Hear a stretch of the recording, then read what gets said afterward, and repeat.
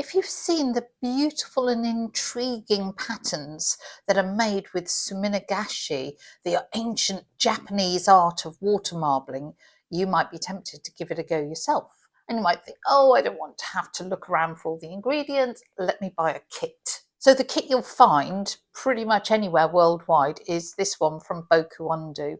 So I thought I'd give it a go and see how well it works. I'm going to follow the instructions religiously, which is really unusual for me, and then I might go off-piste a bit. If you want a step-by-step tutorial for traditional Suminagashi using Sumi ink and water, then I've got one and I'll put a link in the description. But this is all about following the instructions. The kit cost, I think it was £12 or £13 from Amazon in the UK. It comes with 6 coloured inks, these little floating circles, we'll come back to those, and instructions. What you need extra is some water, a dish to put it in. This is just a kitchen dish. You could use an old washing up bowl, whatever. Of course, what you'll also need is some paper, and it needs to be very absorbent. It mustn't be coated. So photocopier paper might be okay, might not. I am using rice paper, which you can get very easily. And there are different sorts of rice paper. You want raw rice paper. And to tell whether it's absorbent enough, just put a little drop on the side. If it goes straight in, that's absorbent paper. Show you the difference. Put a drop on this, it just sits on the surface because this is coated. Just check your paper out because it won't work with a coated paper. You might need newspaper, you might need towels, and maybe something to stir the water with. They say that you should use soft water. I live in an incredibly hard water area. I've always used hard water or just ordinary tap water for Suminagashi, but I am following the instructions. So I have grabbed some water actually from our dehumidifier because that will be effectively distilled. It's not pure, but it'll be considerably less hard.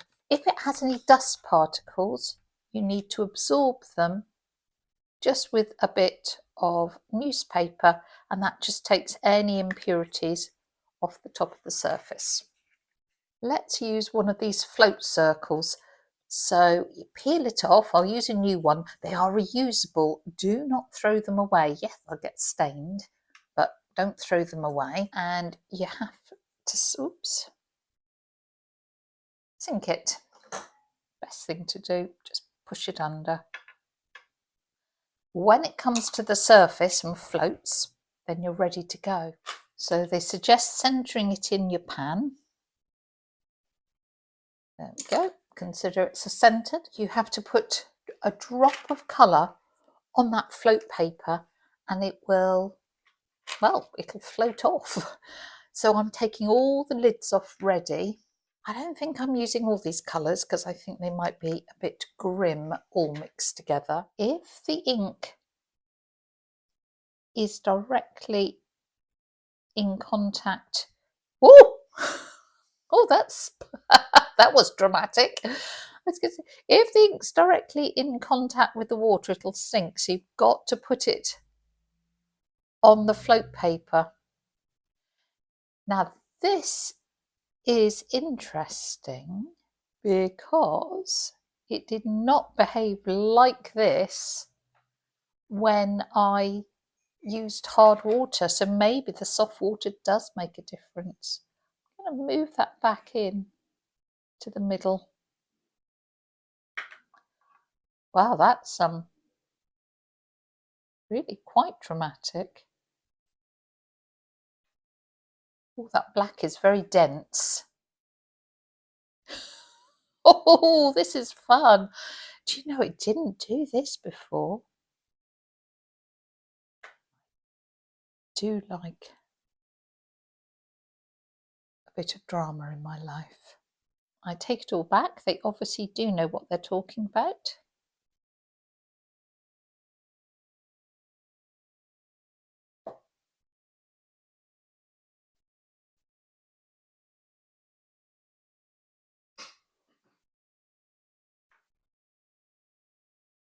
As you can see, it is totally random. There is very little control over the way it's going.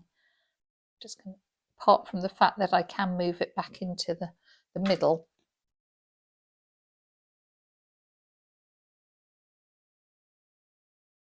I guess maybe if I put it to one side, the little circle, it's more likely to come off that side.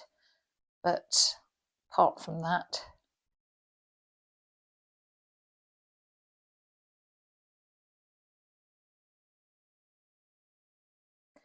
right, wow.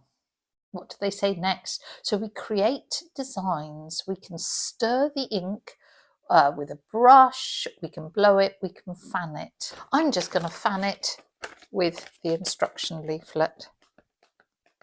And you can see how we get these jagged marks. It's interesting, the black seems to have sunk more than the other colours, and we saw it didn't whoosh around quite as much. Might have to put some more on, just for a bit of fun.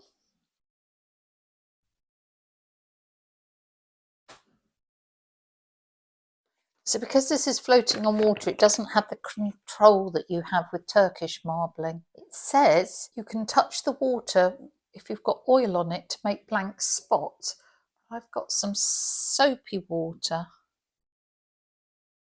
Oh, there you go. This is just soapy water and we can make a blank spot.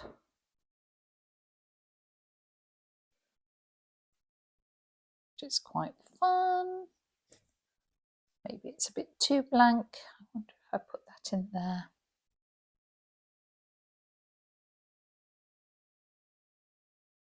Just going to slightly muddle this up. I'm not going off piste, I'm being good. What it doesn't say in the instructions is whether you should take the little dot out before you print it. That might be quite tricky, so I'm going to leave it there. I have my piece of very absorbent paper and now I'm going to try and print this. So they say lay it at one end and let it go. I have always put it in the middle and let it go, and I cannot break the habit of a lifetime. So I am going to print it my way.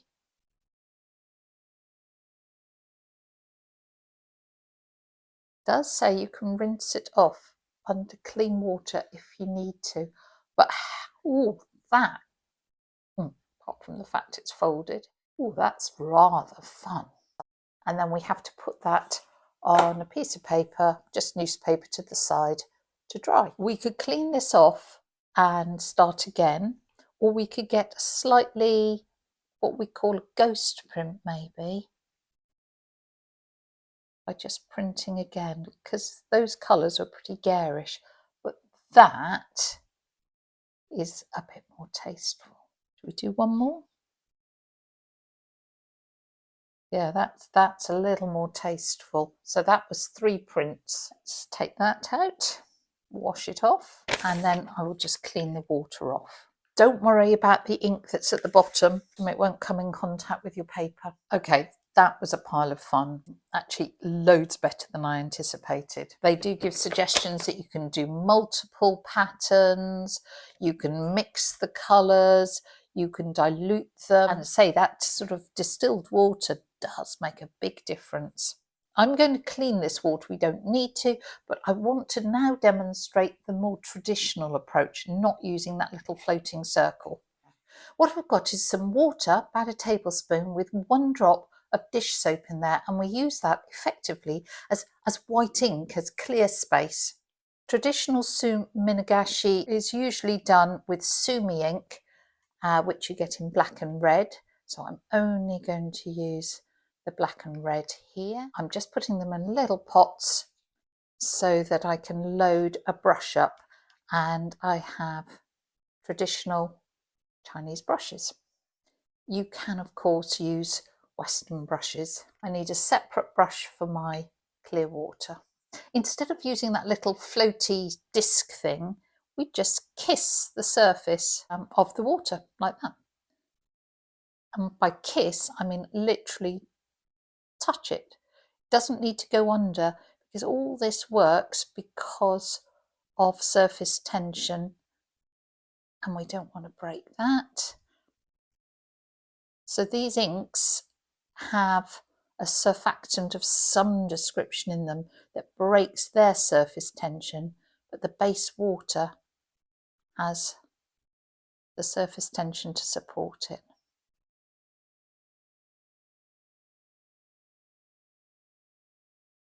And we can make these sorts of patterns, which you can see are just totally different from the floating circle. They are random. They pick up the vibrations in the air and the earth and my breath because I'm talking, and they just respond to their environment. You can take as much time over this as you want. In fact, the more time you take, the better. You become mesmerized by the pattern. It is very mindful. If you leave your brush in for longer, it deposits more ink, so you'll get a thicker circle. If I leave my watery brush in there, I get a big clear space circle. You can never repeat these patterns, but you can impact on them by manipulating them in different ways. So I've got a full step-by-step tutorial on using Sumi ink, but these inks are a lot brighter. Well, the black is black, but the red Sumi ink doesn't come out terribly well in my experience.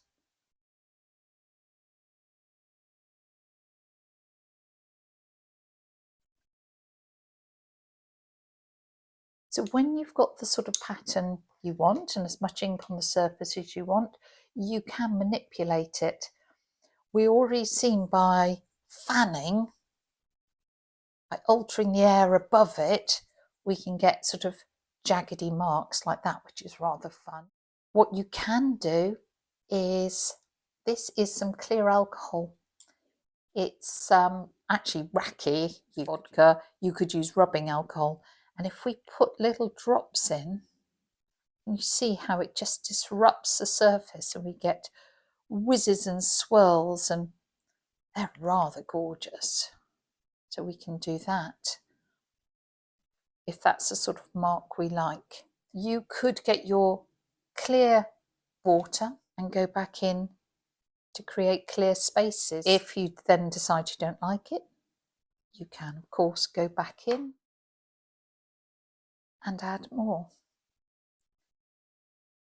And actually I quite like the swirls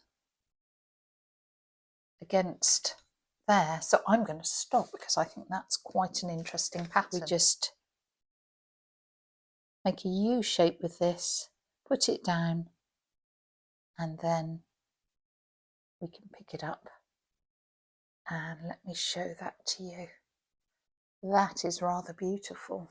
If we've still got nice swirls that we're happy with, why don't we add some more?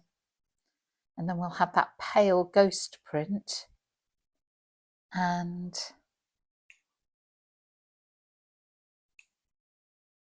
slightly darker additional prints. So you can fan it if you want jaggedy marks. What you can do, and I show in the tutorial, is pluck a hair from your head. So get a very fine hair and pull it through the water. And you get a different sort of marks. Cat's whisker would be wonderful for that. And I'm just going to put a little more there.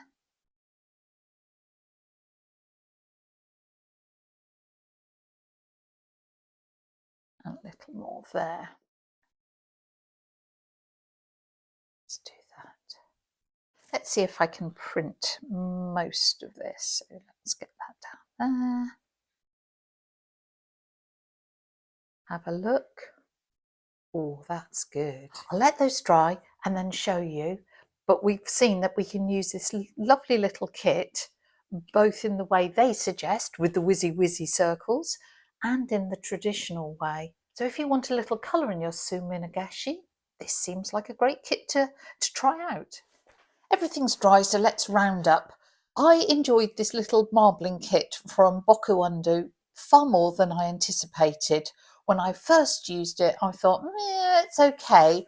And I used all the yellows and greens, and this is what I did. The moment, which you saw on camera when I used distilled water, it made such a difference. The little floating circles are fine and would be great fun with kids. If you want to do what you might call proper Suminagashi, then I would obviously use the brush and create these designs, which I much prefer. They're far more intricate.